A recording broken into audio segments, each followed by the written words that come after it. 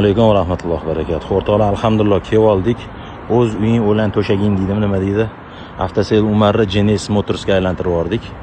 Chiroyli chiqdimi o'rtoqlar? Bu yerda faqat Genesis bo'ladi. Xudo xolisi yil oxirigacha shu yerda ishlab turamiz. Yil oxirida sentrdan katta joyimiz bor, o'shani inshaalloh qurib bitkazib tashlaymiz. Tak, bu yerda faqat Genesis bo'ladi. Genesisga yetadi, hadavoy 5 xil modeli bor. Tak, mana bu Mercedes, Toyota, Lexus hammasi ashqal-dashqal. Keyingi oy Nomaskovskiydagi multibrend joyim bitadi, o'sha yoqqa chiqib ketamiz. Bu yerda faqat Genesis qoladi. Kelaverasizlar inshaalloh. Hozir birinchi yo'lda kelayotgan konteynerda stul, anu kojinni, kojalari, kraskalarini, hamma Genesis narsalarini diler berib yuborgan, ularni qo'yamiz bu yerga.